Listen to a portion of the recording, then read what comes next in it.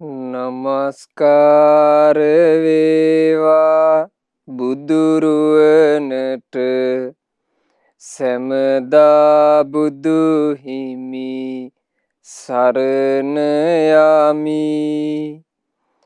නමස්කාර වේවා ධම්රුවනට සැමදා සදහම් සරණ යමි. නමස්කාර වේවා සංඝරුවනට සැමදා මහා සංඝ සරණ යමි. නමස්කාර වේවා තුනුරුවනට සැමදා තිසරණ සරණ යමි. සාදු සාදු සාදු. අප හැම දෙනාගේ කල්යාණ මිත්‍ර පරම පූජනීය පින්වත් ලොකු ස්වාමීන් වහන්සේ නිදුක්ව නිරෝගව දීර්ඝායුෂ සම්පත්තියම ලබත්වා. සාදු සාදු සාදු. වාසනාවන්ත කාරුණික පින්වතුනේ, අද ධර්ම දානය සිද්ධ කරන්නේ ඇමරිකාවේ ඇට්ලාන්ටා මහමෙවුනා භාවනා අසපුවට සම්බන්ධ පින්වත් අකිල තේනුවර මහත්මයා, ඒ වගේම රවිනී චන්ද්‍රසේන මහත්මිය. විශේෂයෙන් පින්වතුන්ලා ධර්ම දානය සිද්ධ කරන්නේ අකිල තේනුවර මහත්මයාට රැකියාවක් ලැබීම නිමිති කරගෙන ඒ මහත්මයාට ආශිර්වාද සෙත් ප්‍රාර්ථනා පිණිසත්, ඒ පින්වතුන්ලාගේ සියලුම බලාපොරොත්තු යහපත් අයුරින් ඉෂ්ට සිද්ධ වීම පිණිස මේ ධර්ම දානය ආශිර්වාදයක් වේවා කියන උතුම් ප්‍රාර්ථනාවෙන් පින්වතුන්ලා කල්පනා කළා ධර්ම දානමය පින, මේ ලෝකයේ සියලුම දානයෝ පරදවන ඒ උතුම් දානය ධර්ම දානය සිද්ධ කරන්න. පින්වතුනේ, ධර්මයක් අසා මේ ලෝකයේ මහා පින් ඇති සත්වයෝ සංසාර කතරින්ම නිදහස් වුණා. ධර්මය අසා මහා පින් ඇති සත්වයෝ මාර්ගඵල සාක්ෂාත් කොට සැනසුණා. ධර්මය ඇසූ පින් ඇති සත්වයෝ තමන්ගේ ජීවිතේ සතර අපා දුකින් නිදහස් කරගත්තා. ධර්මය ඇසූ පින් ඇති සත්වයෝම සුගති සම්පatti ලබා ජීවිතේ රැකවල් සලසගත්තා. ධර්මය කියලා කියන්නේ එබඳු ආනුභාව සම්පන්න දෙයක්. ධර්මය කියලා කියන්නේ මේ සත්වයාගේ ජීවිතේට හිතාගන්න බැරි රැකවරණයක් සලසා දෙන දෙයක්. යම් කිසි කෙනෙක් ධර්ම දාණය දෙනවා කියලා කියන්නේ මේ මනුස්ස වර්ගයාට, මේ සත්වයාට ඒ රැකවරණය දෙනවා කියන එකයි. පින්වතුන්ලගේ ජීවිතේ දියුණුවක් කැමතිව, පින්වතුන්ලගේ ජීවිතේ ආරක්ෂාවක් කැමතිව, පින්වතුන්ලගේ ජීවිතයට සෙතක් කැමතිව පින්වතුන්ලා ධර්ම දානය කරනවා නම් පින්වතුනේ, ඒක ඒකාන්ත කොට ඔබට ආශිර්වාදේ බවට පත් වෙනවමයි. මොකද ධර්මයෙන් සලසා දෙන ආශිර්වාදය කියලා කියන්නේ මේ මිනිසයාට තියෙන ලොකුම ආශිර්වාදේ, වටිනම ආශිර්වාදේ. ඒ වටිනාම ආශිර්වාදේ ඔබ දෙනකොට ඒ පෙරලා ඔබට ආශිර්වාදයක් නොවේවිද? ඒකාන්ත කොට ආශිර්වාදයක්. ධර්මය කියලා කියන්නේ මේ මිනිසයාගේ ජීවිතේ දියුණුව පිණිස හේතු වෙන දේ. මිනිසයාට දියුණුව දන් දෙනකොට ඔබට දියුණුව සැලසෙන්නේ නැති වේවිද? ඒකාන්ත කොට සැලසෙනවා. ධර්මය කියලා කියන්නේ මේ මිනිසයාට යහපත දීම. ධර්ම දානය කරද්දී ඔබ දෙන්නේ යහපතයි. ඔබ මේ මනුස්ස වර්ගයාට යහපත දන් දෙනකොට ඔබට පෙරලා යහපත සිද්ධ නොවේවිද? ඒකාන්ත කොට සිද්ධ වෙනවමයි. ඒ නිසා ධර්ම දානය සිද්ධ කරන අකිල තේනුවර මහත්මයා, රවිනී චන්ද්‍රසේන මහත්මිය, ඒ පින්වතුන්ලා ගොඩාක් සතුටු වෙන්න. තමන්ගේ ජීවිතේට ඒකාන්ත කොට සැපසැනසීම පිණිසම හේතු වෙන අති උදාර වූ ධර්ම දානමය පින අපිට කරගන්න වාසනාව ලැබුණා කියලා ගොඩාක් සතුටු වෙන්න. අද මේ උතුම් දේශනාවේදී මා කල්පනා කළා පින්වතුන්ලාට ජාතක පුවත් දෙකක් මුල් කරගෙන ධර්ම කාරණා පැහැදිලි කරලා දෙන්න. ගජකුම්භ ජාතකයේ තමයි අපි මුලින්ම ඉගෙන ගන්න ජාතක කතාව. ගජකුම්භ ජාතකයේදී එක්තරා ගජකුම්භ කියලා සතෙක් ගැනයි භාග්‍යතුන් වහන්සේ වදාළේ. මේ ගජකුම්භ ජාතකයේ දේශනා කරන්න පසුබිම වුණේ සැවැන්නුවර ජේතවනාරාමේ වාසය කරපු එක්තරා භික්ෂුවක්. බුදුරජාණන් වහන්සේත් සැවැන්නුවර දෙව්රම් විහාරේ වැඩ ඉන්න කාලේ එක තරුණ භික්ෂුවක් හිටියා. ඒ භික්ෂුව ධර්මයේ ඉගෙන ගන්න උනන්දුවකුත් නැහැ. ධර්මයේ ਵਿਚාරන්න එහෙම උනන්දුවකුත් නැහැ. ධර්මයේ මෙනෙහි කරන්න කියලා උනන්දුවකුත් නැහැ. වතපිළිවෙතට උනන්දුවකුත් නැහැ. මහා කම්මැලි චරිතයක්. මේ භික්ෂුන් වහන්සේ හැමතිස්සෙම කැමති කොහේට හරි හේතුවක් දාගෙන නිදා ගන්න. නින්දට බර කම්මැලි කල යුතු කිසි කටයුත්තක් කරන්නේ නැතුව වාසය කරන භික්ෂුවක් ඒ කාලේ බුදුරජාණන් වහන්සේ වැඩ හිටපු කාලේ හිටියා. බලන්න මේ මහා වීරියවන්තයෝ මැද දැන් ඒ කාලේ ගත්තොත් පින්වතුනේ නොනිදා භාවනා කරන භික්ෂුන් වහන්සේලා කොච්චර හිටියද? අනුරුද්ධ මහරහතන් වහන්සේගේ තේරගාතාවේ තියෙනවා අනුරුද්ධ මහරහතන් වහන්සේ අවුරුදු 55ක් 55 අවුරුද්දක් නිදීගෙන නැහැ. ඒකේ හරිම පුදුම සහගත දෙය කියන්නේ අවුරුදු 55ක් නොනිදා භාවනා කරලා තියෙනවා. හැබැයි කෙලස් නැසලා තාම අවුරුදු 25යි කියනවා. එතකොට අනිත් ටික ඔක්කොම කෙලස් සහිතව සිටියේදී තමයි නොනිදා භාවනා කරලා තියෙන්නේ. ගොඩාක් රහතන් වහන්සේලාගේ ජීවිත ගත්තොත් එහෙම පින්වතුනි සමාපatti සුවයෙන් වැඩ හිටියා මිසක් සැතපීලා නැහැ. ඉතින් එහෙම ආනුභාව සම්පන්න ඊළඟට මහා වීරියවන්ත පිරිසක් මැද මේ භික්ෂුන් වහන්සේ සැතපීලා වාසය කරලා තියෙනවා. ඔහේ කම්මැලිකමයි. කම්මැලිකම කියලා කියන්නේ ජීවිතයක ලෞකික දියුණුවත් ලෝකෝත්තර දියුණුවත් කියන දෙකම වනසන එක. කම්මැලියාට ලෞකික ගමනකුත් නැහැ ලෝකෝත්තර ගමනකුත් නැහැ. ඒ කෙනාගේ ජීවිතේ සම්පූර්ණයෙන්ම අසාර්ථකයි. සාමාන්‍ය පින්වතුනි ලෝකේ දිහා හොඳට බලපුවම පේනවා නේද? මිනිස්සෙක් ලෞකිකව හෝ ලෝකෝත්තරව අපිට පේන්නේ ලෞකික දියුණුවනේ ගොඩක්. මිනිස්සෙක් ලෞකික දියුණුවකට උනත් යන්නේ වීරිය කිරීමකින්මයි. හොඳින් හරි නරකින් හරි වීරිය කරලා. එහෙම නෙමෙයිද? වීරියානුභාවයෙන් තමයි මිනිස්සු දියුණු වෙන්නේ. ඇතැම් වෙලාවට මේ දියුණුවට ඒගොල්ලෝ යහපත් වූ දෙයක් පදනම් කරගන්නවා. ඇතැම් වෙලාවට අයහපත් දෙයක්. ඒ කොහොම වෙතත් එතන තියෙනවා වීරිය. වීරියෙන් උත්සාහයෙන් කැපකිරීමෙන්මයි දියුණුවක් කරා යන්නේ. ජීවිතේ ලෝකෝත්තර දියුණුවක් කරා යන්න අනිවාර්යයෙන්ම උවමනා කරනවා වීරිය. බුදුරජාණන් වහන්සේ දේශනා කළා විරියවත්තස්සායන් ධම්මෝ. මේ ධර්මයේ තියෙන්නේ වීරියවන්තයාට මිස නායන් ධම්මෝ කුසීතස්ස. කුසීතයාට කම්මැලියාට නොවේයි. ධර්මයේ තුලින් අපේ ජීවිතේ දියුණුවක් අපේක්ෂා කරනවා නම් ඒ දියුණුව අපේක්ෂා කරන කෙනාට වීරියවන්තෙක් වෙන්න වෙනවාමයි. වෙන විකල්පයක් නැහැ. කම්මැලිව සිටියේදී ධර්මයේ දියුණු වෙනවා කියලා කතාවක් නැහැ. වීරියවන්තයමයි දියුණු වෙන්නේ. ඒ විදිහටම තේරුම් ගන්න. ජීවිතේ යම් හෝ දියුණුවක් අපේක්ෂා කරනවා නම් එයාට වීරියක් තියෙන්න ඕන. වීරිය නැතුව දියුණුවක් කරා යා ගන්න පුළුවන් කමක් නැහැ. මේ භික්ෂුන් වහන්සේ මහාන වෙලා වතපිළිවෙතට උනන්දුවක් නැතුව බණ භාවනාවට උනන්දුවක් නැතුව ඔහේ නින්දට වැටෙනවා. වැඩප්පලක් කරන්න ගියත් හිමීට හීන් සීරුවේ ඒක වරු ගානක් ගත කරලා කරන්නේ. මේ භික්ෂුවගේ අලස භාවය නැති කර ගන්නට කියලා අනෙක් භික්ෂුන් වහන්සේලා නිතර අවවාද අනුශාසනත් කරලා තියෙනවා. අනේ ආයස්මතුනි එහෙම නෙවෙයි මෙහෙම වැඩ කරන්න මෙහෙම කරන්න. කිව්වට අහන්නෙත් නැහැ. අලස බවමයි යලි යලිත්.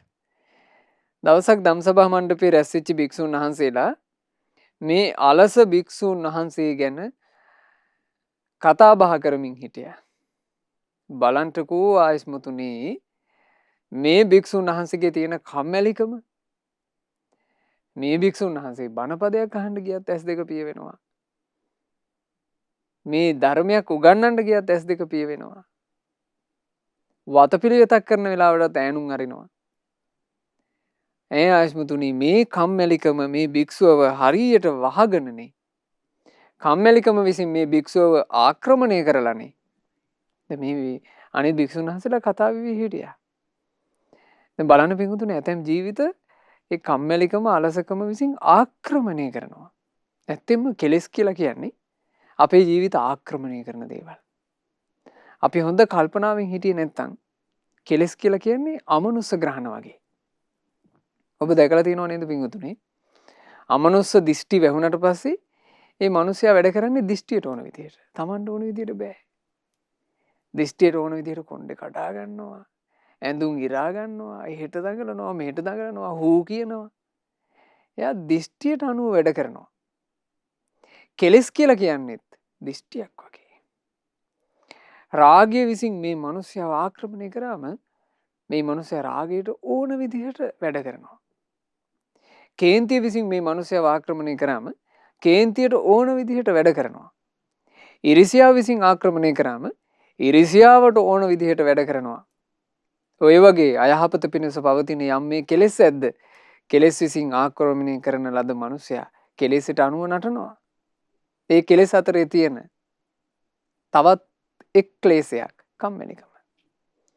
කම්මැලි බව, අලස බව, මැලිකම මේක විසින් මිනිසයාව ආක්‍රමණය කරාට පස්සේ ඒ මිනිසයාට නැගිට ගන්න දෙන්නේ නැහැ. ඒ කෙලෙසේ. යම් කිසි මිනිසෙක් රැකී ආරක්ෂාවක් කරද්දී වුණත් කම්මැලිකම යාව ආක්‍රමණය කරලා නම් එයා දියුණුවක් කරා යන්නේ එකම තැන. ඒ තැන තමහල්ලාවට ඉන්න බැරුව පහලට වැටෙනවා.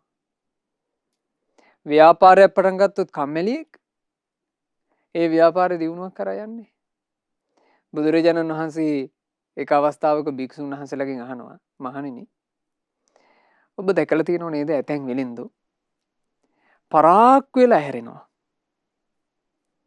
ප්‍රමාද වෙලා අවදි වෙලා ඔහේ කඩේ අරින්නේ මේ 10 11 පහුවෙලා කම්මැලිකම ඉන්න වෙලින්ද ඔබ දැකලා තියෙනව නේද? එතකොට භික්ෂුන් වහන්සේලා කිව්වා අනේ මයි ස්වාමීනි අපි දැකලා තියෙනවා කම්මැලි වෙලින්ද. මහණෙනි ඒ කම්මැලි වෙලින්ද දියුණු වෙනවද කියලා ඇහුවා. එතකොට අර භික්ෂුන් වහන්සේලා කියනවා අනේ නෑ ස්වාමීනි කම්මැලි වෙලින්දන්ගේ නම් කිසි දියුණුවක් නෑ. බුදුරජාණන් වහන්සේ වදාළා මහණෙනි වෙලෙන්දා කම්මැලිකම නිසා දියුණු නොවේ නම් භික්ෂුවක් කම්මැලි වුණොත් දියුණු වෙයිද? බලන්න බුදුරජාණන් වහන්සේ දහම් දෙසපු ආකාරය. දැන් අර භික්ෂුන් වහන්සේලාටම ඒත්තු යනවා නේද? අපේ වෙලඳාමක් කරන මිනිහෙකුත් කම්මැලි වුණොත් අසාර්ථක වෙනවා නම් පැවිද්ද ඇතුලේ අපි කම්මැලි වුණොත් භික්ෂුන්ට සිහිය උපන්න. ඒ භික්ෂුන් වහන්සේලා ඔය බුදුරජාණන් වහන්සේ දහම් අවවාද කරාට පස්සේ වීරිය කරලා දෙනවා. හරිම කෙටි කලකින් ඒ උත්තමයෝ මාර්ගඵල සාක්ෂාත් කළා. ඒ මාර්ගඵලය කියලා කියන්නේ පින්වතුනි නිකන් බුද්ධ ශාසනය පැවිදි වුණාම බුද්ධ ශාසනය තුල ධර්මයේ ටිකක් ඉගෙන ගත්තාම එකපාර ඇදීගෙන යන එක නෙමෙයි මාර්ගඵල කියන්නේ නේ. මාර්ගඵල සාක්ෂාත් කිරීම වේවා ධර්මයේ තුල ජීවිතේ දියුණු කර ගැනීම වේවා වීරියේ බලයෙන් කරන්න තියෙන එකයි. වීරිය බලයෙන්. වීරිය කියලා කියන්නේ ජීවිතයක දියුණුව පිණිස පවතින ප්‍රධාන අංගයක්. ඒ නිසාම සසර කතරින් මේ ලෝක සත්වයාව එතෙර කරවීම පිණිස පාරමිතා පුරමින් පැමිණෙන මහා බෝසත්වරුන්ගේ ප්‍රධාන පාරමිතාවක් වීරිය පාරමිතා. බෝසත්වරු වීරිය කියන ගුණය පාරමිතාවක් විදිහට පුරනවා. අපේ බෝධිසත්වයන් වහන්සේ පාරමී උපපාරමී පරමත්ථ පාරමී විදිහට වීරිය කියන එක පුරුදු කළා.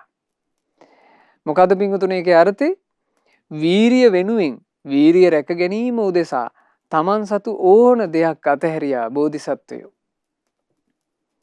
වීරිය කියන ගුණය රැක ගැනීම උදෙසා බෝධිසත්වයන් වහන්සේ තමන්ගේ ශරීරයේ අංග පවා අත්හැරියා.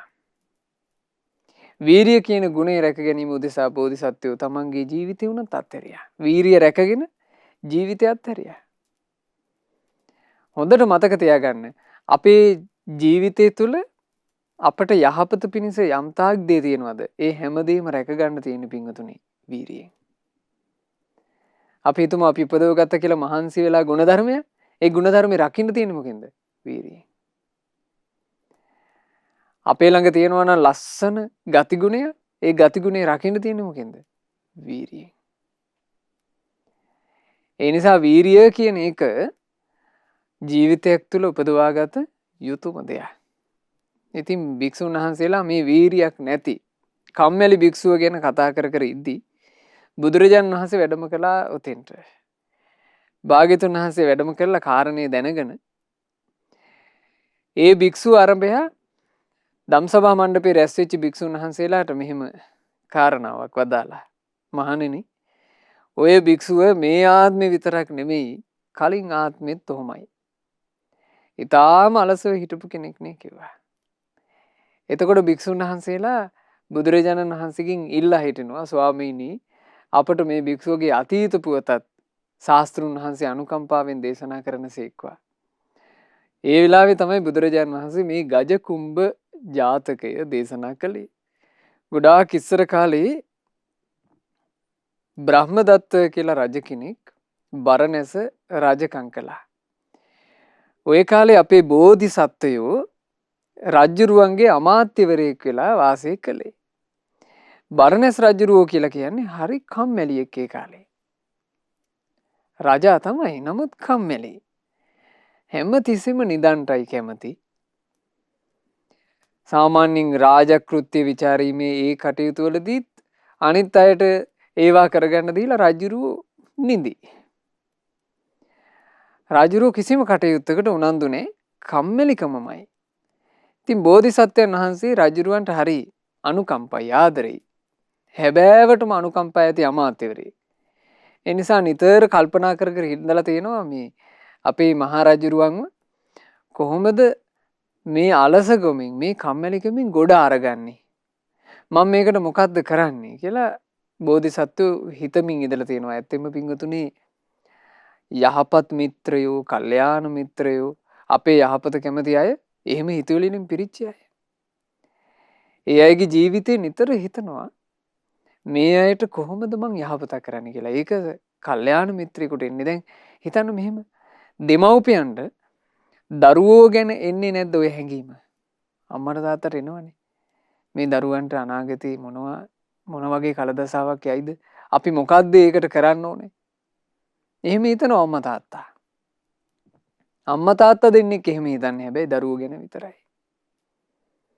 ඒ වුණාට කල්යාණ මිත්‍රයෝ, සත්පුරුෂයෝ, හැබෑම මිත්‍රයෝ තමන් ඇසුරු කරන අයගේ දියුණුව ගැන හිතනවා. එතකොට රටේ රජුරුවන් වහන්සේ ගැන රජු යටතේ ඉන්න අමාත්‍යවරයා තමයි මේ හිතන්නේ. අපේ රජුරුවන්ව මේ දුර්වලතාවෙන් ගොඩගන්නේ කොහොමද? ඔහොම කල්පනා කර කර ඉද්දී බෝධිසත්වයන් වහන්සේට එක අවස්ථාවක් ලැබුණා. ඒකුණේ මෙහෙම. රජුරුව අමාත්‍ය පිරිසත් එක්ක රාජ උද්‍යානේ පොඩ්ඩක් ඇවිදින්න ගියා. දැන් මේ ඇවිදිනකොට රජුරුව යන්නේ ඉතින් හිමීට පියවර තියතියා. හරි කම්මැලිකමේ රජුරුව ඒ ඇවිදිල්ලවත් ඇඟට වෙහෙසක් එන විදිහට පොඩ්ඩක් දාඩිය දාන්න කරන්නේ. ඔහේ කම්මැලිකමේ. එතකොට ඒ උයනේ කැලේ ඉඳලා ආපු ගජ කුම්භ කියලා සතෙක් දකින්න ලැබුණා. මේකට මොකද්ද කියලා තියෙන්නේ ඒ කාලේ? ගජ කුම්භ. ওই ගජ කුම්භ කියන සතා හරිම කම්මැලියෙක් කියනවා. අධික නින්දකින් යුක්ත සතෙක්. දැන් සමහරවිට මේ කාලේ වෙනකොටත් ওই සතා ඇති. මේ කාලෙ වෙද්දි වෙන නමක් කියනවා ඇති. කම්මැලිකමේ වැඩිපුර නින්දේ ගැලී ඉන්න සතෙක්. මොකද ඒකගේ නම ගජ කුම්භ. මේ ගජ කුම්භ කියන සතා සාමාන්‍යයෙන් දවසකට පොඩි දුරක් කියනවා ඇවිද්දත් ඇවිදින්නේ. මොකෝ හේතුව කම්මැලි. අඩියක් දෙකක් ගිහිල්ලා ආයෙ නිදිනවා. ආයෙ හැරුණාම තව අඩියක් දෙකක් යනවා ආයෙ නිදිනවා. ආන් ඒ જાතිය සතෙක්. දැන් රජුරුව මේ සතාව දැකලා මේකාව මුලින්ම තමයි රජුරුව දැක්කේ. මේ සතා කලින් දැකලා නැහැ. දැක්ක ගමන් රජුරුව මේ ගජකුම්භයා දෙස බලාගෙන හිටියා. බලාන ඉද්දි ඔන්න ගජකුම්භ චුට්ට කඩියක් දෙකක් ඇස් දෙක බාගෙට අරගෙන ඇවිද්දා. ඇවිදලා මෙන්න ආයෙම නිදි. රජුරුව මේ ගජකුම්භ දිසා බලාගෙන ඉඳලා කියනවා, අමාත්‍ය මොකද අපි මේ සතා? හරි කම්මැලියෙක් නොවේ. මේක හරි හිමින් යන්නේ. මන්නම් මෙහෙම සතෙක් දැක්කමයි කිව්වා. රජුරුව මෙහෙම කියනකොට බෝධිසත්ව අමාත්‍යවරයා කියනවා, රජතුමනි මෙයාට කියන්නේ ගජකුම්භ කියලයි. හරි අලස සතෙක්. බලන්න රජතුමනි ඔය දැන් අර අතෙන්ට ගිහිල්ලා නැවතුණා. නැවතුණා විතරයි ඕකාගේ දැස් පියවෙනවා. අර බලන්න කියලා දැන් පෙන්නනවා. දැන් රජතුමනි ওই මොහොතට මේ කාට නින්ද ගියා. හරි කම්මැලි සතෙක්. පොඩි දුරක් යන්නටත් රජතුමනි වරු ගානක් ගත වෙනවා ඔකට කිව්වා. ඒ මොහොතේ බෝධිසත්වයන් වහන්සේට තිබුණු විශේෂ හැකියාවකින්. ඒක සමහරලාට නිකන් අර්ධියක් වගේ එකක් වෙන්නත් පුළුවන්. බෝධිසත්වයෝ මේ ගජකුම්භත් එක්ක කතා කළා. මේ ගජකුම්භට පොඩ්ඩක් ආමන්ත්‍රණය කළා. ඒ ආමන්ත්‍රණය කරනකොට මේ ගජකුම්භටත් පුළුවන් බෝධිසත්වයොත් එක්ක කතා කරන්න. මේක රජුරවන්ටත් ඇහෙනවා. බෝධිසත්වයෝ ගජකුම්භට කියනවා මෙහෙම. හා ගජකුම්භයෝ. ඔහොම ගාට යද්දී බැරි වෙලාවත් මේ වනාන්තරයට ගිනි ඇවුනොත් ඔහෙ මොකද කරන්නේ? දැන් ඔහේ ගාට යනවා. එකපාර වනාන්තරයට ගිනි ඇවිලුනොත් මොකද කරන්නේ කියලා බෝධිසත්වයෝ ඕක ඇහුවා. නිතරම නින්දේ ගැලෙන ගජකුම්භය මේ වනයේට යම් හේකින් ගිනි ඇවුලුනොතින් හාත්පසින් ගින්න ඇවිල යනකොටත් කිසිම වීරියක් නොතිබෙන නුඹ මොකද කරන්නේ? එහෙම ඇහුවා. දැන් සාමාන්‍යයෙන් එහෙම අහනවනේ. දැන් කම්මැලිකමේ ඉන්නකොට අපි කෙනෙකුගෙන් අහනවනේ. ඔහි පස්සේ හදිසියේ සතෙක් පැන්නුවොත්, එහෙම නැත්නම් ඔහිගේ පස්සේ හදිසියේ ඔහෙව මරන්න කෙනෙක් ආවොත් ඔහෙ මොකද කරන්නේ කියලා. ඒ වගේ ඇහුවා මේ කැලේ ඉන්නකොට කැලේට ගිනි ගත්තොත් ගජකුම්භය නුඹ මොකද කරන්නේ? එතකොට ගජකුම්භ අර පියාගෙන හිටපු ඇස් දෙක යාන්තමට ඇරියා. ඇස් ඇරලා මෙහෙම කියනවා. මේ වනයේට යම් හේකින් ගිනි ඇවුලුනොතින් මෙහි හරියට ගස් බෙන තියනවා නොවේ. ඒ වගේම පොළවේ ගුළුත් තියනවා නොවේ. ඒ ඇතුළට රිංග ගන්න බැරි වුණොතින් අනේ ඉතින් මට මැරෙන්න සිද්ධ වෙනවා. පුළුවන් වුණොතින් මං ගිහිල්ලා ගස් බෙන එක රිංගනවා. එහෙම නැත්තම් පොළවේ ගුලක රිංගනවා කිව්වා. ගිනි ඇවිලෙනවා කිව්වත් මේකට වගේ වගක් නැහැ. ගජකුම්භ කියලා කියන්නේ ඒ වගේ කම්මැලි සතෙක්.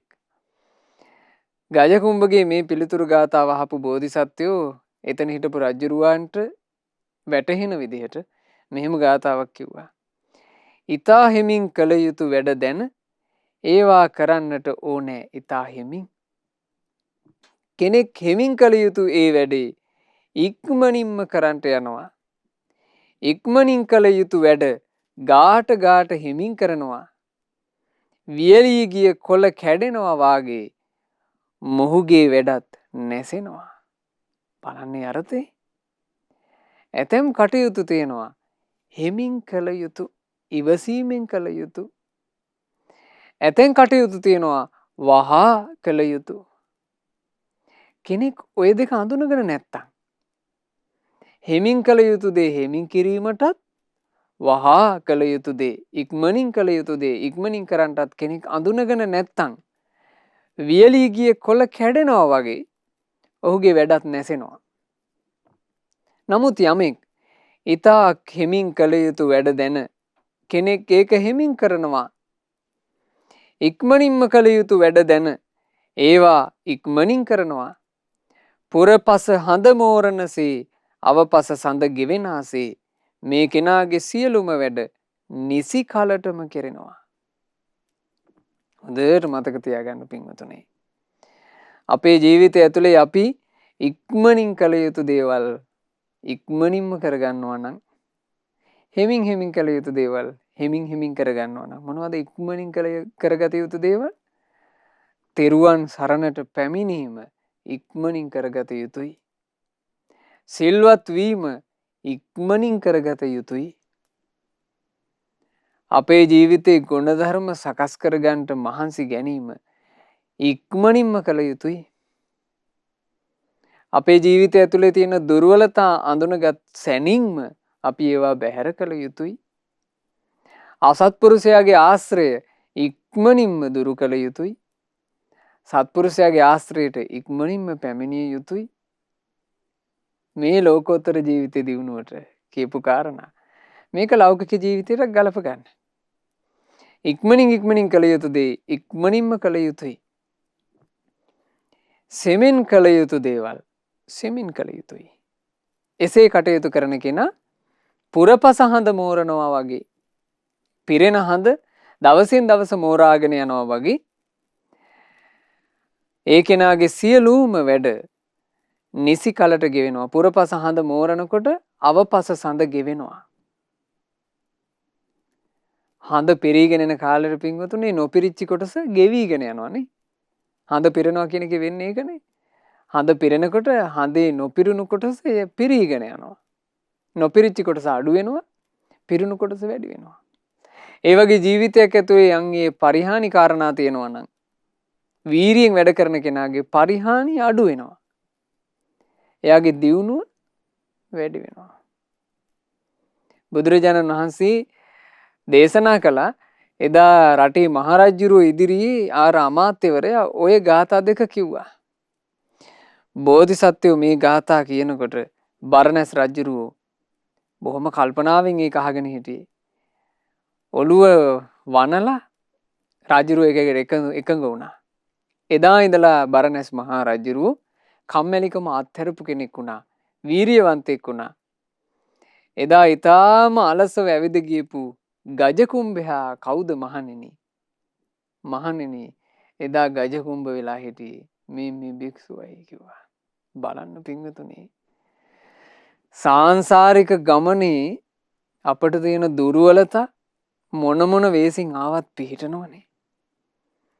එදා ගජකුම්භ කියලා සතෙක් වෙලා කම්මැලිකමේ හිටපු කෙනා ගෞතම බුදුරජාණන් වහන්සේගේ කාලේ භික්ෂුවක්. හැබැයි අර ගජකුම්භයාගේ ගතිය ඒක වෙනස් වෙලා නැහැ. නුවණැති අමාත්‍යවරයාලා වෙලා වාසය කළේ බෝධිසත්වයෝ වන මමය කියලා මේ ගජකුම්භ ජාතකය ශාස්ත්‍රුන් වහන්සේ අවසන් කළේ. මේ ගජකුම්භ ජාතකයෙන් එතකොට පින්වතුනි අපිට හොඳට තේරුම් ගන්න පුළුවන් කාරණාවක් අපේ ජීවිතය තුළ අපි යම් මේ දියුණුවක් කැමති නම් ලෞකිකව හෝ ලෝකෝත්තරව ඒක වීරියෙන්ම කළ යුතු එකක්. ඒ වීරිය කියන එක තමන් ගාව තබාගත යුතු දෙයක්. වීරිය කියන එක තමන් තමයි සම්පූර්ණයෙන්ම පාලනය කරන්න තියෙන්නේ. බුදුරජාණන් වහන්සේ ඔකට හරි ලස්සන උපමාවක් වදාළනේ. එක ගොවි මහත්තයෙකුට තමුන්ගේ හරකාව නොහික්මුණු හරකාව නියර මැදින් අරගෙන යන්න උනා කියනවා යම් ගමනක්. දැන් මේ හරකාව අරගෙන යන්න ඕන නියරක් මැදින්. දෙපැත්තේ ඒ කාලේ කොළ පාටට ගොයන් වැවිලා. කොළ පාට ගොයම් මැද්දේ චූටි නියරේ මේ හරකාව දක්කගෙන යන්න සිද්ධ වෙලා මේ ගොවි මහත්තයාට. දැන් මේ ගොවි මහත්තයා හරකාව එකතු කරගෙන යනවා. ගොවි මහත්තයාට තියෙන උනන්දුවක් මොකද්ද? මේකව මං නියරේ අරගෙන යන්න ඕන. හරකට තියෙනවද ඒ උනන්දුව? හරකට එහෙම උනන්දු නෑ. හරකාට හදිසියක් නෑ. හරකට නියරේ යන්න ඕනේ නෑ. හරකාට තියෙන එකම උවමනාව තමයි අර තමන්ගේ ඇස් දෙකටම පේන ගොයන් රහ කර කර තලු මරමරා කනවා කියන හිත.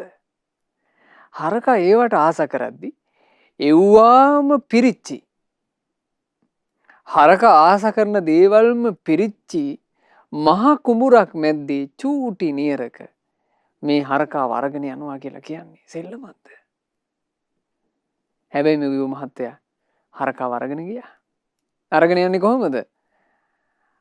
හරකා යම් වෙලාවක ඔළුව හරවනවා නම් ගොවිම පැත්තට ගහනවා කියන පාරක්. ඔහෙ නෙවෙයි ඵලයන් නියරේ ගහනවා එකයි. ආය අනිත් පැත්තට හැරෙනකොට ආය ගහනවා පාරක්. පාර ගගහ ඇතැන් වෙලාවට ටිකක් සැරටම ගහන්න වෙනවා කියනවා. කොහොම හරි සැරට ගගහ ගොවි මහත්තයා මේ හරකාව පාරේ එකතු කරගෙන යනවා. මහා කුඹුරු යායක් තියෙද්දී මේ හරකාව ගොවි මහත්තයා තමන්ගේ උනන්දුවෙන්, තමන්ගේ වීරියෙන්, තමන්ගේ කැපවීමෙන් අර නියරදිග එකතු කරගෙන යනවා. පින්වතුනි අදටත් හරක් බලා ගන්න මිනිස්සු ඔහොම කරනවා. හරකුන්ට කිසි උවමනාවක් නැහැ. හරක් බලා ගන්න මිනිස්යාගේ උවමනාව විසින් ඒ හරකව මෙහෙවනෝනේ. ඒ වගේමයි මේ හිත නොහික්මුණු හරකෙකුට වඩා මේ හිත නොහික්මිච්ච එක. මේ හිත අපි දියුණුව කරා අරගෙන යනවා නම් අපේ ළඟ තියෙන්න ඕන වීරිය. බුදුරජාණන් වහන්සේ ශාසනය තුල වදාළේ යම් කිසි භික්ෂුවකට තියෙන්න ඕන වීරිය තමන් තුල නූපන් අකුසල් නූපද වීම පිණිස තමන්ගේ තුල ඉපදිලා නැති අකුසල් එයා උපදින්න ඉඩ දෙන්නේ. තමන් තුල උපන් කුසල් දුරු කරන්න හැමතිස්සෙම මහන්සි ගන්නවා. තමන් තුල නූපන් කුසල් තියෙනවා නම් ඒ කුසල් උපදවන්නේ කොහොමද කියලා එයා උත්සාහවත් වෙනවා. තමන්ගේ තුල ඉපදිලා තියෙන කුසල් ආරක්ෂා කර කර පිරිහෙන්න නොදී දියුණු කරගන්නේ කොහොමද කියලා ඒ භික්ෂුව නිතර කල්පනා කරනවා. ඒ උදෙසා තාමවා දැඩිවගත් දල්හ පරක්කමා දැඩි පරාක්‍රමයකින් යුක්ත අනික්කිත දුරෝ කුසලේසු ධම්මේසු කුසල ධර්මයන් පිළිබඳව අත් නොහරින වීරියක් ඒ භික්ෂුවට තියෙනවා. තමන් අපේක්ෂා කරන ඉලක්කයට ගිහිල්ලා මිසක් නවතින්නේ නැති වීරියක්. අර නියර මැද්දේ හරකාව අරගෙන යන ගොවි මහත්තයා යම් ඉලක්කයක් තියාගන්නවා. මං මෙගොඩින් එගඩට අරයි යනවා හරකාව කියලා. මග නවත්තන්නේ ඒක. අරගෙන යනවා එක දිගට. ආන් ඒ වගේ අපේ ළඟ තියෙන්න ඕන වීරියක්, නොනවතින වීරියක්, යලි යලිත් පුරුදු කරන වීරියක්. එහෙම නැත්නම් ඒ වීරියට කියන්න පුළුවන් සජීවී වීරිය. වීරිය කියන එකට මොහොතක්වත් මැරෙන්න දෙන්න හොඳ නැහැ. වීරිය කියන එක මැරිච්ච ගමන් අපේ ජීවිතයට හානි සිද්ධ වෙනවා. ඒ නිසා වීරිය කියලා කියන්නේ සජීවී එකක්. ඒ නිසාමයි බුද්ධ ශාසනයේ වීරියට වචනයක් කියන්නේ ආරද්ධ විරිය. පටන් ගන්නා ලද වීරිය. පටන් ගන්නා ලද කියලා කියන එකේ අදහස මොකද්ද? ඒක හැමතිස්සෙම ක්‍රියාශීලී, සජීවී. හැමතිස්සෙම මේක පටන් අරන්. ඒක නැවතුණා කියලා එකක් ඇත්තේ නෑ. පටන් අර ගන්නා ලද වීරිය. ඉතින් පටන් ගන්නා ලද වීරියෙන් ජීවිතේ දියුණු කරගෙන යනකොට දියුණුවට යන කෙනාට අවස්ථානෝචිත ප්‍රඥාව කියන එක තියෙන්න ඕන. අවස්ථාවට අනුව වැඩ කිරීම. අවස්ථාවට අනුව වැඩ කිරීම කියන එක ගැන ගොඩක් අය අපෙන් ප්‍රශ්නත් අහලා තිනවා. මේ අවස්ථාවට අනුව කටයුතු කරනවා කියන එක අපි කොහොමද තේරුම් ගන්නේ කියලා. අවස්ථාවට අනුව කටයුතු කිරීම කියලා කියන්නේ පින්වතුනි. ඒ අවස්ථාව යෙදුනාට පස්සේ තමන්ව නුවණින් යුක්තව රැක ගැනීම. ඒක මේ කලින් උපකල්පනය කරලා කරන්න පුළුවන් එක නෙවෙයි. ඒක අවස්ථාව ආපුවම කරන එක. අපි ගත්තොත් එහෙම අවස්ථානෝචිත ප්‍රඥාව කියන එක මේ මෙහෙම එකක් වුණොත් මම මෙහෙම කරනවා, මෙහෙම එකක් වුණොත් මෙහෙම කරනවා කියලා එහෙම යොදාගන්න එක නෙමෙයි. ඒක අවස්ථාව එළඹුණාම කරන එක. තමන්ගේ ජීවිතේට අභියෝගයක්, කරදරයක්, කංකටොළුවක්, තමන්ගේ ජීවිතේ මුහුණ දෙන්න අසීරු තැනක් එයාට එනකොට එයා ළඟ තියෙනවා නම් අවස්ථානෝචිත ප්‍රඥාව එයා ඒකෙන් දිනනවා. ඒ අවස්ථානෝචිත ප්‍රඥාව කියලා කියන්නේ කොයි වෙලාවෙ පාවිච්චි කරන එකක්ද? අවස්ථාව ආපු වෙලාවේ. ඒක එහෙමයි තේරුම් ගත යුත්තේ. අවස්ථානෝචිත ප්‍රඥාව යනු අවස්ථාවට අනුව කටයුතු කිරීමයි. ඒ ගැන තියෙනවා වානර ජාතකේ ලස්සන සිදුවීමක්. වානර ජාතකය කියලා කියන්නේ තමන්ගේ නුවණ නිසාම දිවි ගලවා ගත්ත වඳුරෙකුගේ කතාව. අවස්ථාවට උචිත ප්‍රඥාව කියලා කියන්නේ ජීවිතේට බොහෝ ප්‍රයෝජන සහිත දෙයක්. ඒ බොහෝ ප්‍රයෝජන සහිත අවස්ථානෝචිත ප්‍රඥාව අපේ මහා බෝධිසත්වයන් වහන්සේට තිරිසංගත ජීවිතවල පවා තිබුණා. ඒක තමයි මේ වානර ජාතකයෙන් හෙළි වෙන්නේ. අපේ භාග්‍යතුන් වහන්සේ ඒ දවස්වල රජගහ නුවර වේළුවනාරාමේ වැඩ වාසය කරද්දී දේවදත්ත බුදුරජාණන් වහන්සේ කෙරෙහි අධික ඊර්ෂ්‍යාවෙන් භාග්‍යතුන් වහන්සේව විනාශ කරන්න උත්සාහ කරනවා. ඉතින් මේ පුවත මං හිතන්නේ පින්වතුන්ලා බොහෝ අසා තියෙන එකක් නේ. දේවදත්ත බුදුරජාණන් වහන්සේ වෙනසීම පිණිස දුනුවායු යෙදෙව්වා, නාලාගිරියාව රාපවල එව්වා. ඊළඟට තමන්ගේම අත් දෙකින් ගල් පෙරලන්න උත්සාහ කළා. බුදුරජාණන් වහන්සේට අපකීර්ති සකස් කළා. නොයෙක් දේ. ධම්සභා මණ්ඩපයේ රැස්වෙච්ච භික්ෂුන් වහන්සේලා මේ දෙව්දත්ගේ බිහිසුණු ක්‍රියාකලාප ගැන හරි සංවේගයෙන් ඒ දවස්වල කතා කර කර හිටියා. ඔහොම කතා කර කර හිටපු වෙලාවක බුදුරජාණන් වහන්සේ ධම්සභා මණ්ඩපයට වැඩම කළා. ඉතින් භික්ෂුන් වහන්සේලා නිහඬ වෙලා තමන් කතා කරමින් හිටපු කාරණේ භාග්‍යතුන් වහන්සේට සැලකලා. එතකොට බුදුරජාණන් වහන්සේ වදාලා මහණෙනි දේවදත්ත මාව විනාශ කරන්න උත්සාහ කොට ඒ දේවදත්තගේ සියලු කටයුතු අසාර්ථක වුණේ මේ ආත්මේ විතරක් නෙමෙයි. මහණෙනි කලින් ආත්මිකත් ඕන් ඔය වගේ උත්සාහ ගත්තා. ඒක හැබැයි වැරදුනා කිව්වා. එතකොට භික්ෂුන් වහන්සේලා වන්දනා කරගෙන ඉල්ලා හිටියා ස්වාමීනි අපට මේ අතීත පුවත කියා දෙනසේක්වා. අන්න ඒ වෙලාවේ තමයි වානර ජාතකය සම්බුදු මුවමඩලින් වදාළේ. කුඩාක් ඉස්සර බරණැස බ්‍රහ්මදත්ත කියන නමින් මහා රජෙක් රාජ්‍ය විචාරණ කාලේ මහබෝධිසත්වයෝ හිමාල වනාන්තරේ වඳුරු ආත්මික උපන්නා. මේ වඳුර වාසය කළේ ගංගාවක් අසබඩ. ඒ ගඟ අයිනේ තිබුණා දිඹුල් වෘක්ෂය. ওই දිඹුල් වෘක්ෂය තමයි මේ බෝධිසත්ව වඳුරා නිතර වාසය කළේ. දවසක් ওই ගංගාවේ වාසය කරන එක්තරා කිඹුලියක් බෝධිසත්ව වඳුරා දිඹුල් ගහේ අත්තක වාඩි වෙලා ඉන්න හැටි දැක්කා. මේ කිඹුලි මේ වඳුරා දිහා බලාගෙන ඉඳලා කල්පනා කළා හප්පි ආන්න ශෝක වඳුරු නාම්බෙක් මට ඒකාගේ හෘද මාංශය උපුටාගෙන කන්ට ඇත්තා මට මේකගේ මස් කන්න ඇත්තන් කියලා මේ කිඹුලි කල්පනා කළා. කල්පනා කරලා මේ කල්පනාව කොච්චර ගියාද කියන්නේ නිකන් කිඹුලිට මේක දොළ දුකක් වගේ වුණා. කිඹුලිට හිටියා යම් හාදකමක් පවත්වන කිඹුලෙක්. මේ කිඹුලි තමන්ගේ හිතේ තියෙන අදහස ඒ කිඹුලාට කියලා තියෙනවා. මේ ආලවන්ත කිඹුලාව ලං කරගෙන කිඹුලාට කියලා තියෙනවා අනේ මට හරි ආසාවක් උපන්න. ආන් අර පෙනේද අර වඳුරු නාම්බෙක් සිටිනවා අර දිඹුල් ගහේ. ඒකයි ඉන්නේ උඩ නොවේ. මට ඒකව අල්ලගන්න බෑ නොවේ. මට හරි ආසයි අනේ ඒකගේ හෘද මාංශෙම කන්ට.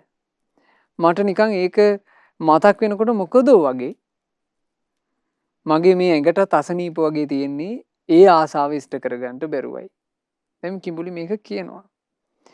කීවට පස්සේ මේ කිඹුලා තමන්ගේ ආලවන්තියට ඇගේ අදහස ඉෂ්ට කරලා දෙන්න ඉදිරිපත් වුණා. කිඹුලා ඒකට උපායක් යෙදුවා. වඳුර දිඹුල්ලත්තේ වාඩි වෙලා විවේකයෙන් ඉන්නකොට කිඹුලා මේ වඳුරාට කිට්ටු වුණා. කිට්ටු වෙලා කතා කළා කිඹුලා. කොහොමද ඔහෙගේ සැප සනීප? එහෙම කතා කළා. මේ කතා බහ අතරේ දැන් කිඹුලයි වඳුරයි යම් කිසි කතා බහක්. කිඹුලා ඉන්නේ පහළ වඳුරා ඉන්නේ උඩ. දෙන්නටම කරදරයක් නැහැ. දෙන්න කතා කරන අතරේ කිඹුලා කියනවා එකපාර මට ඔහෙ ගැන හරි කනගාටුයි. වඳුරට කිව්වේ. එතකොට වඳුරා අහනවා ඈ කිඹුලෝ ඔහෙ මොකෝ අපි ගැන එච්චර කනගාටු? මොකද මං ගැන කනගාටු වෙන්න තරම් ඔහෙට තියෙන කැක්කුම? එතකොට කිඹුලා කිව්වා ඇයි වඳුරෝ ඔහෙට පේන්නේ නැද්ද අර ඈත ගඟ මැද දූපතක් තියෙන්නේ. ආන් ඒ දූපතේ තියෙනවා ඕනේ තරම් ඉදිච්චි පැණි බේරෙන මිහිරි අඹ. ඔහේ මේ දිඹුල් ගහකට වෙලා ඔහේ ඉන්නවා. ඔහෙට දිඹුල් රහ විතරයි ඔහේ දන්නේ. ඔහේ දන්නේ නැති ඒ පැත්තේ තියෙනවා අඹ විතරක් නෙමෙයි තියෙන්නේ. තව පළතුරු තියෙනවා. ගොඩාක් අඹ තියෙනවා. ඔහි කැමති නේද අඹ රහට? එතකොට මේ බෝධිසත්ව වඳුරා මේක විශ්වාස කළා. විශ්වාස කරලා කියනවා මිත්‍රයා ඔය කියන જાතිය අඹ කන්ට නම් ඉතින් අපි තාස තමයි. අපි පළතුරු කන සත්තුනේ. ඒත් ඉතින් අපි කොහොමයි මෙච්චර මේ දිය කඳක් කපාගෙන එතරකට යන්නේ. අපිට බෑනෝ ඒක කරන්න. නිකන් වතුරට පැනලා මැරෙන්න හැකිය අපිට. එතකොට මේ කිඹුලා වඳුරාට කියනවා එහෙම කරදර වෙන්න ඕනේ නෑ මිත්‍රයා. ඉතින් අපිත් ඔහෙලා වගේම සත්තුනේ. සත්තු ඉතින් සත්තුන්ට උදව් කරගන්න එපැයි. අපි ඉන්නෝනේ. මට ඉතින් වතුරේ හොඳට පිහිනන කටයුත්ත කරගන්න පුළුවන් කෙනෙක්. මට පුළුවන් මිත්‍රයා පිහිනන්ට වතුර මතු පිට තියාගෙන. මට වතුර ඇතුලේ යන්නේ නැතුව මෙහෙම උඩින් යන්න පුළුවන්. ඉතින් ඔබට පුළුවන් මගේ පිට උඩ නැගලා මගේ පිටේ උපකාරයෙන් අර දූපතට ය아가න්න ඔහෙට පුළුවන්. ඔහේ ඉතින් ඒ දූපතට ගිහිල්ලා අඹ ගෙඩි කඩාගෙන ඒ කඩාගත්ත අඹ ගෙඩි අපට ගෙන දෙන්නත් හැකිනේ. මොකෝ අපට දැන් ඔහෙට ගහින් ගහට පයින්න පුළුවන්. අපිට ගහින් ගහට පයින්න බෑනේ. අපට ගස් නැගලා අඹ ගෙඩි කඩන්න බෑනේ. මං ඔහෙට උදව්ව කරන්න ඔහෙ මට උදව්ව කරන්න කිව්වා. දැන් මේක පොඩි ගනුදෙනුවක්. එතකොට මේ බෝධිසත්ව වඳුරා මේ කිඹුලව සැක කළේ නැහැ. සැකෙන් බැලුවේ නැහැ කිඹුලා දිහා. සාමාන්‍යයෙන් සැකෙන් බලනවා කියන එක ගොඩාක් දුර්වල මානසික මට්ටමක්. අපි මිනිසුන් දිහා සැකෙන් බලනවා කියන එක පින්වතුනේ පින්වතුන්ලා ළඟ තියෙන්න පුළුවන්. මිනිසුන් දිහා හැමතිස්සෙම සැකෙන් බලන එක. හිතන්න එපා ඒක දියුණු මානසික මට්ටමක් කියලා. ඒක හරි පරිහානිකර මානසික මට්ටමක්. ඒක කිසි සැපක් නැති මානසික මට්ටමක්. කිසි ප්‍රණීත බවක් නැහැ. මිනිසුන්ව සැක කර කර බලන එක. කවදාවත් ඒක පුරුද්දට ගන්න එපා. මේ ජීවිතේ අපිට මුණ ගැහෙන මිනිස්සුયો ගැන අපි ප්‍රියව බලන්න ඕන. අපි ඉන්නේ පුංචි කාලේනේ පින්වතුනි. ඒ ඉන්න පුංචි කාලේ අපි මේ මිනිසුන්ව සැක කරගෙන ඉන්න එකද හොඳ? අපිට පුළුවන් නම් මේ හැම මිනිස්සෙක් ගැනම ප්‍රියව බලන්න. ප්‍රිය ඇසින් මේ මිනිස්සු අතර ඉන්න පුළුවන්. කාපටි කෛරාටික අපේ ජීවිතේට වින කටින්ට බලාගෙන ඉන්න මිනිස්සු. ඒ මිනිස්සු ඒක අරගෙන යයි. ඒ මිනිස්සු එහෙමයි කියලා ඒ මිනිස්සු ගැන සැකපිරුණු හිත් ඇතුව අපි ඉන්නවා කියලා කියන්නේ අපේ ජීවිතේ සැනසීම අපි අහිමි කරගන්නවා. ඒක කවදාවත් මිනිස්සු දිහා සැකෙන් බලන්න හොඳ නැහැ. දැන් බෝධිසත්වයෝ මේ කිඹුලව සැක කළේ නැහැ. දැන් කිඹුලා කිව්වනේ මං ඔහෙට උදව් කරන්න ඔහෙ මට උදව් කරන්න. ඉතින් කිඹුලා කැමති වුණා. කිඹුලා කිව්වා එහෙමනම් ඉතින් මම ඔහෙට අඹ ගෙඩි ඔහෙට සෑහෙන ප්‍රමාණයට කඩලා දෙන්න. ඔය මාව ගඟෙන් එතර කරන්න. ඕන්න මේ බෝසත්ව වඳුරු නැගගත්තා කිඹුලාගේ පිට උඩට. පිටට නැගලා දැන් කිඹුලා වතුරේ යනවා. වතුරේ යන ගමන් කිඹුලා ටික දැන් අර වඳුරාට පිට උඩ හොඳට ඉන්න ඉඩ තිබ්බනේ. කිඹුලා ටික දැන් නිකන් යට යනවා වගේ දැනෙනවා. යට යනවා දැනනකොට වඳුරා පොඩ්ඩක් කතා කළා. අනේ මේ කිඹුලෝ නුඹ මේ මොකද්ද දැන් මේ කරන්න ලැහැත්ති? මට හිතෙන්නේ නුඹ වතුරේ ගිලෙන්ටයි ලැහැත්ති.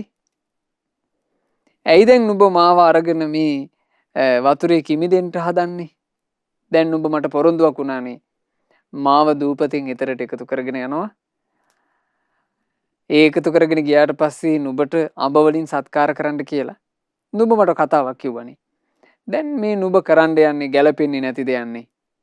කෙනෙක්ව රවට්ටලා ඒ කෙනාගේ ජීවිතයට හානි කරනවා කියන එක ඒක සුදුසු නෑනේ කියලා දැන් වඳුරා බය නැතුව කිඹුලට කතා කළා.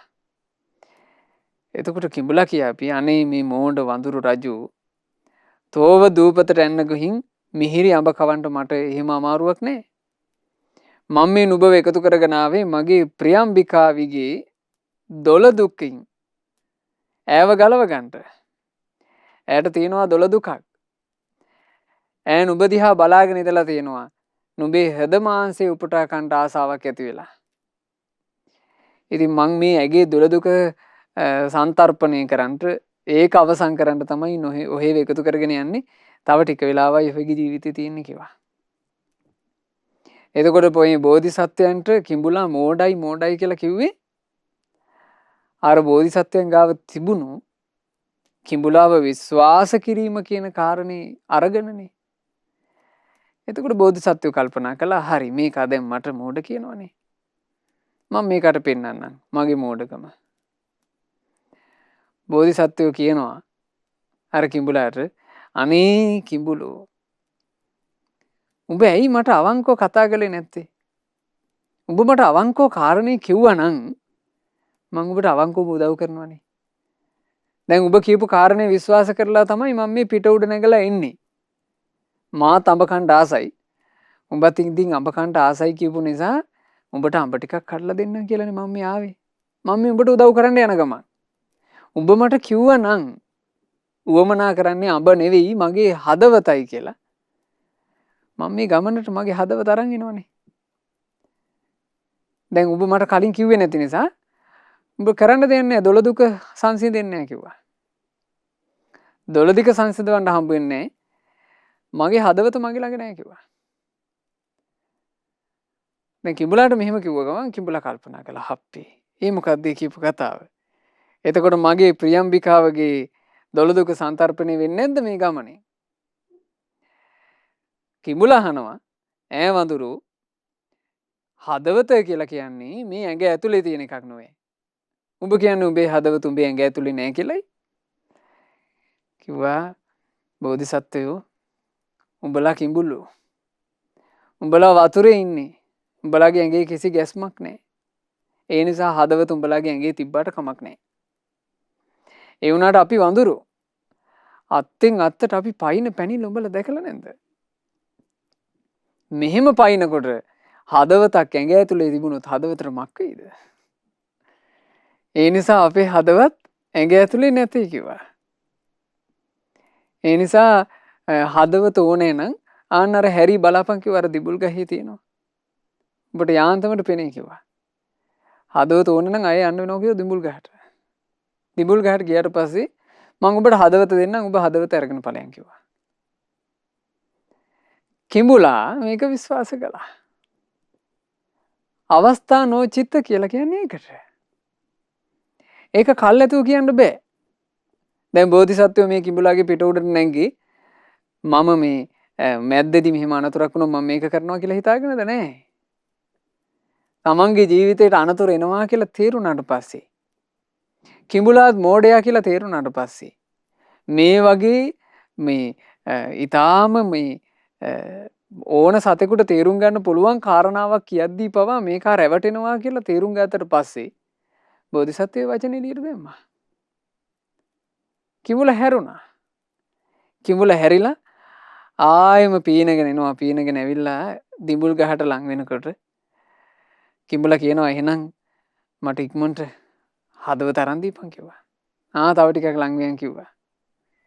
ගොඩබිමට ලං වුණා විතරයි වඳුරා පැන්නා. දිඹුල් ගහේ උඩට නැගගත්තා.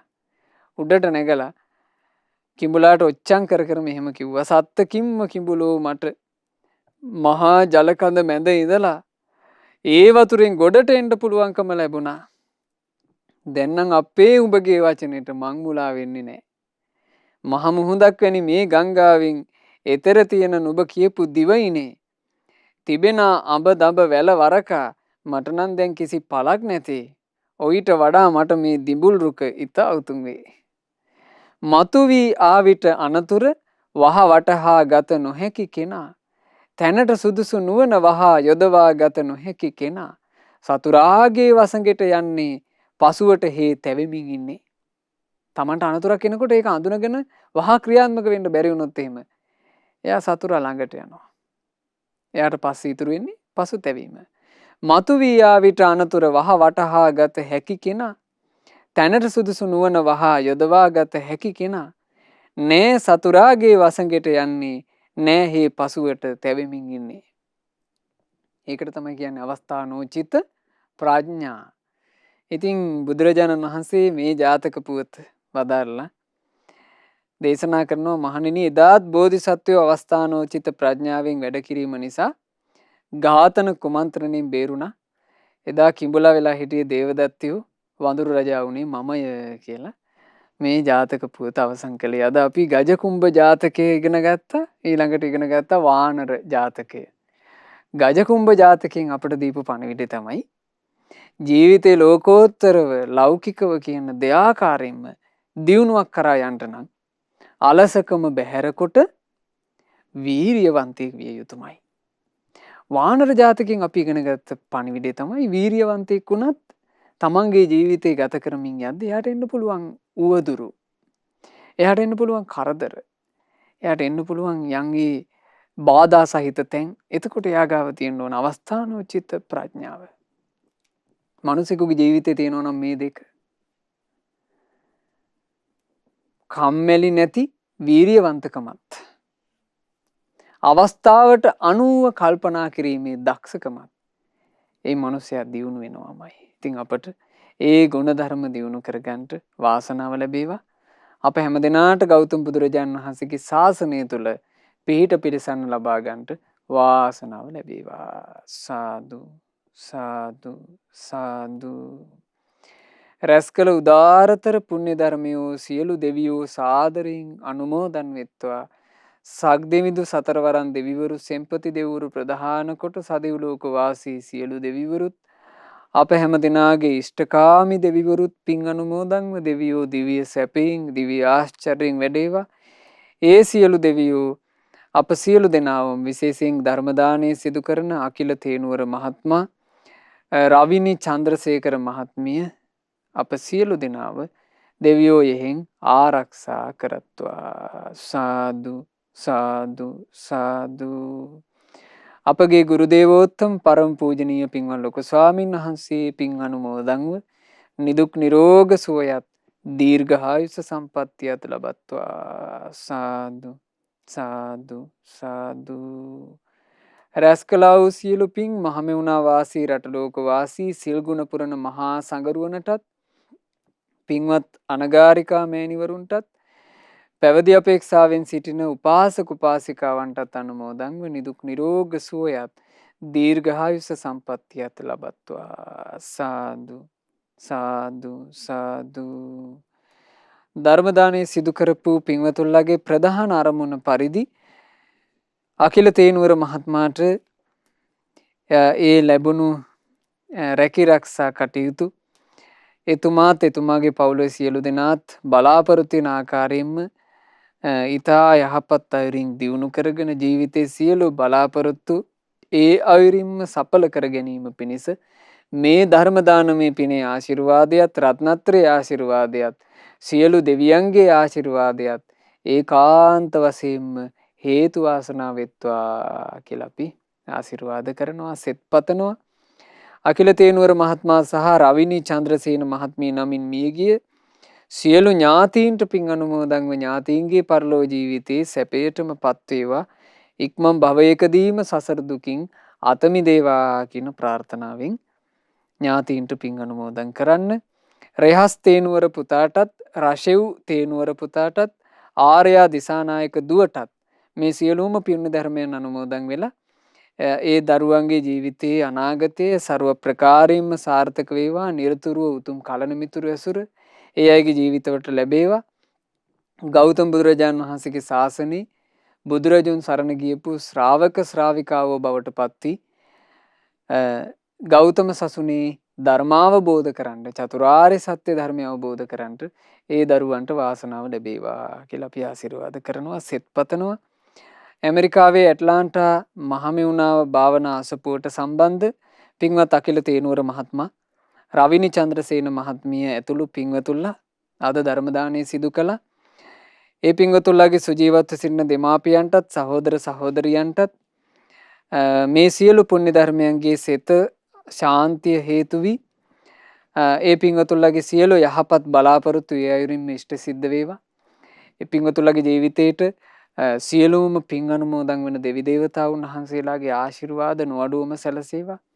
බුද්ධ රත්නයේ ආශිර්වාදයේ ධර්ම රත්නයේ ආශිර්වාදයේ සංඝ රත්නයේ ආශිර්වාදයේ සැලසේවා. කරදර බාධා දුරු වෙලා තමන්ට සැනසille තමන්ගේ ජීවිතය ගත කරන්නට අවකාශය ලැබේවා. ශ්‍රද්ධා මාසික ධර්මදාන සාමාජික පින්වතුන්ලටත් ශ්‍රද්ධා කාර්ය මණ්ඩලයේ සියලුම දෙනාටත් ඒ වගේම සුපින්වත් ඔබ හැම දෙනාට ගෞතම සාසනය තුලම ධර්මාවබෝධ කරන්ට වාසනාව ලැබේවා. තෙරුවන් සරණයි. නමෝ බුද්ධාය. මෙවැනි වටිනා ධර්මදේශනා ශ්‍රවණය කිරීමට ශ්‍රද්ධා ඩේලි YouTube චැනලය සබස්ක්‍රයිබ් කරන්න.